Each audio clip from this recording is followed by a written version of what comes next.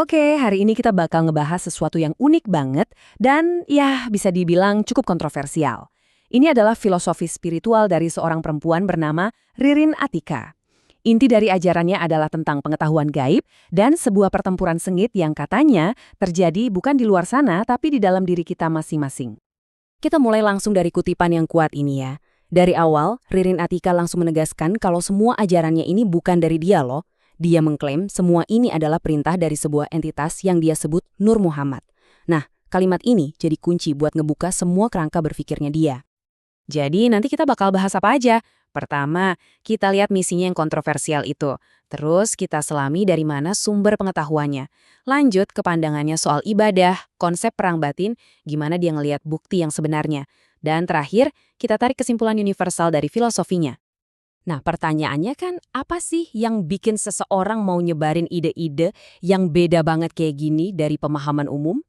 Yuk, kita masuk ke bagian pertama, misinya. Ini poin pentingnya nih. Menurut Attika, dia sama sekali nggak punya keinginan pribadi buat dapat kuasa, kekayaan, atau jadi terkenal. Dia bahkan bilang kalau bukan karena ada perintah itu, dia lebih milih nyimpen semua ilmu ini buat dirinya sendiri aja. Jadi ini kayak penolakan total terhadap ambisi-ambisi duniawi. Oke, sekarang kita masuk ke pertanyaan yang paling dasar, paling penting. Semua ilmunya ini datang dari mana sih? Dan gimana dia ngejawab keraguan banyak orang soal ini? Nah, inilah Nur Muhammad. Jadi menurut versi dia ya, ini bukan cuma sekedar konsep atau nama. Ini tuh entitas yang beneran aktif, yang ngasih dia perintah dan ilmu. Bisa dibilang inilah satu-satunya sumber otoritas dalam sistem kepercayaannya dia. Nah, disinilah letak kontradiksi yang bikin ceritanya jadi makin kok bisa gitu. Latar belakang Attika itu sangat religius dan konvensional. Ayahnya seorang pendiri Universitas Islam, ibunya aktivis organisasi keagamaan, bahkan dia punya garis keturunan ulama. Latar belakang yang kayak gini justru bikin klaim-klaimnya yang nggak biasa itu kedengeran makin tajam. Terus gimana mungkin orang bisa dapat ilmu tanpa guru yang kelihatan? Jawaban Attika itu pakai analogi. Dia nunjuk ke para penemu atau inovator hebat di masa lalu. Mereka kan sering dapat ide-ide cemerlang yang kayaknya datang gitu aja. Tiba-tiba, aha! Nah, dia nyebut itu inspirasi, sebuah bentuk pengetahuan yang datang tanpa perantara manusia. Lanjut ya. Nah, gara-gara dapat ilmu baru ini, gimana sih pandangannya dia soal praktek ibadah yang udah dia lakuin seumur hidupnya? Ternyata berubah total. Perubahannya drastis banget. Dulu ibadah itu kayak dagang. Saya sholat biar dapat pahala, biar masuk surga, transaksional kan? Nah sekarang dia sadar, ibadah itu bukan buat kepentingan Tuhan, tapi justru buat kebutuhan dasar jiwa kita sendiri. Sesuatu yang kita butuhkan, bukan yang Tuhan butuhkan dari kita. Sekarang kita sampai ke jantung filosofinya, ke inti ajarannya, yaitu soal perang batin, yang menurut dia jadi pusat dari seluruh kehidupan kita sebagai manusia. Oke, yang pertama ada fitrah. Gampangnya, anggap aja ini kayak kompas di dalam diri kita. Suara hati nurani yang paling murni, serpihan kesucian yang ada di dalam kita semua, yang sebetulnya selalu nunjukin ke arah yang benar dan baik. Terus, lawannya, nah ini dia, nafsu. Ini tuh ego kita. Keinginan, keserakahan, semua bias dan pikiran kotor yang bikin kita jadi budek sama bisikan si fitrah tadi. Menurut Attika, nafsu inilah biang kerok dari semua masalah.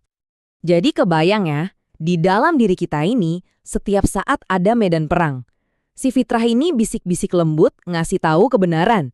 Sementara si nafsu teriak-teriak minta bukti dari luar. Minta pertunjukan yang heboh, pokoknya bikin pandangan kita jadi kabur.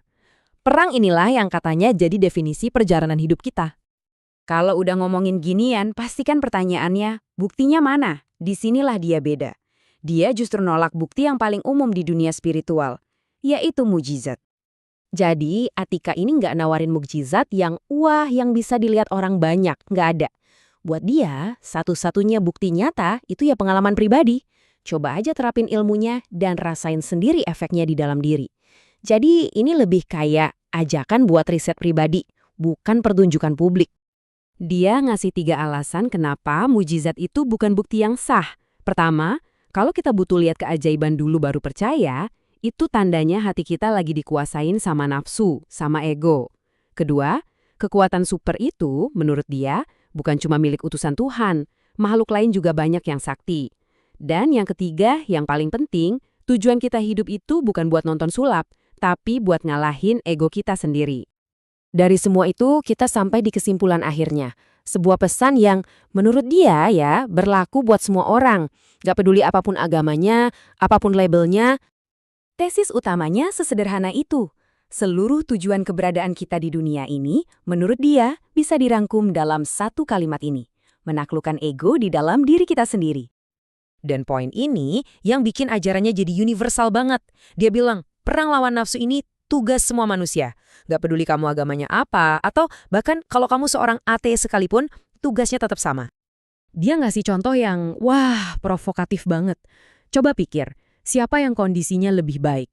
Orang yang kelihatannya religius tapi pakai dalil-dalil agama buat ngejudge orang dan benci-bencian, atau seorang ateis yang gak percaya Tuhan, tapi dia bisa ngendaliin egonya dan ngikutin kata hatinya buat berbuat baik. Nah, menurut Atika, jawabannya jelas banget. Yang kedua itu berada dalam kondisi yang jauh lebih unggul. Jadi, setelah kita bongkar semua ini, filosofi Atika itu ujung-ujungnya balik lagi ke pertanyaan yang personal banget buat kita masing-masing. Ini bukan lagi soal entitas gaib atau mujizat, tapi soal apa yang ada di dalam diri kita. Pertempuran terbesar kamu sebenarnya melawan apa sih?